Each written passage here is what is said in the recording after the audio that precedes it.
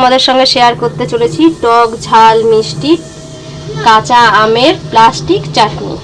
ঠিক আছে, তো এখানে দেখো, এখানে 250 গ্রাম আম কেটে রাখা হয়েছে। এরকমভাবে কেটে কেটে ফেলবে, পাতলা পাতলা করে কাটা হয়েছে। এই দেখো, এভাবে কাটা হয়েছে। ছোকলাটা যাতে আমের সঙ্গে না থাকে, ছোকলা থাকলে কিন্তু আমটা ভালো লাগবে না, কষকষ লাগবে। তো দেখে নিই কী দিয়ে বানাবো, চলো আমরা দেখে নিই। এখানে খালি কড়াই বসিয়েছি, কড়াইয়ের মধ্যে 2টো শুকনো লঙ্কা, এখানে মৌরি আর সর্ষে, আর একটু 5 ফোড়ন, মৌরি সর্ষে 5 ফোড়ন আর একটু জিরা, এগুলো সব টেলে নেব শুকনো কড়াইয়ে।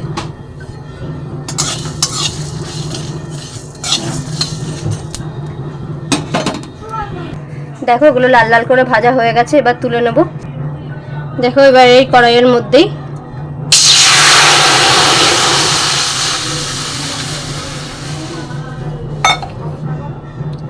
জল দিয়ে দিলাম। দেখো জলটা হালকা হালকা গরম হয়ে গেছে, এর মধ্যে চিনি দিয়ে দিচ্ছি।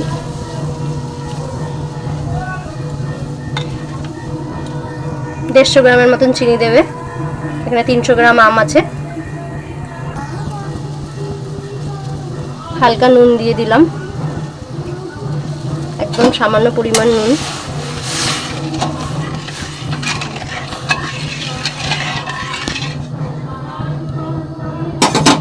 দেখো চিনিগুলো এখনো কিন্তু নিচে রয়েছে। এবার ওই জলের মধ্যেই কেটে রাখা আমগুলো, জল আর চিনি মিশ্রণের মধ্যে আমগুলো দিয়ে দিচ্ছি।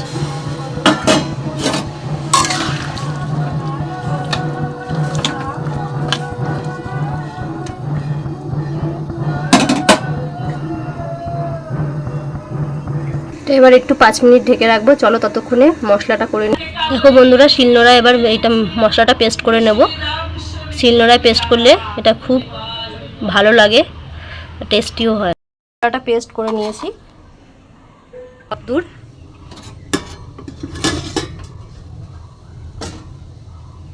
দেখো ফুটে গেছে,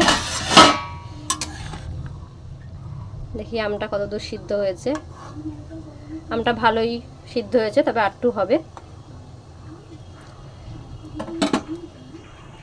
দেখো এটা ভালোভাবে ফুটে গেছে, এর মধ্যে হালকা পরিমাণ একটু হলুদ অ্যাড করে দিচ্ছি।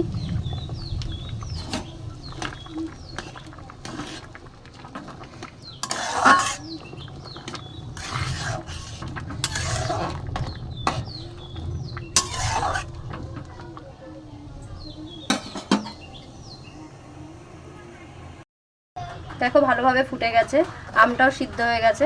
এবার এই ভেজে রাখা মশলাটা দিয়ে দিচ্ছি।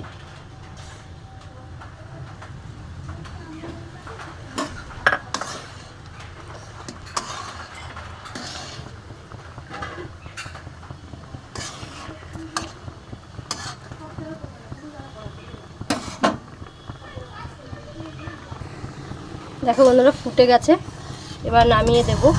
হয়ে গেছে, একটু জাস্ট রাইট হবে। দেখো আমগুলো দেখেছো, পুরো সিদ্ধ হয়ে গেছে ভালো করে, তেল ছাড়া, কোনো তেল ইউজ করা হয়নি এখানে। হালকা পরিমাণে হলুদ দেবে, হলুদ বেশি দেবে না। দেখেছো হালকা হলুদ দিচ্ছি, তাতেই রঙটা কেমন হয়ে গেছে, যেহেতু মশলাটা ভাজা মশলা, পুরো লালচে আকার হয়ে গেছে। এটা রেখে খেতে পারবে, আর এটা ঠান্ডা ফ্রিজের মধ্যে রেখে ঠান্ডা ঠান্ডা খেলে দারুণ লাগে, খেয়ে দেখতে পারো। তো কমেন্টে অবশ্যই জানিও কেমন লাগছে রেসিপিটা। গরমকালে এই রেসিপিটা হলে তো শেষ পাতে আর কোনো কথাই নেই। দেখো বন্ধুরা চাটনিটা হয়ে গেছে, এবং গরম গরম ভাতের সঙ্গে সার্ভ করব। তো কমেন্টে অবশ্যই জানিও কেমন লাগছে।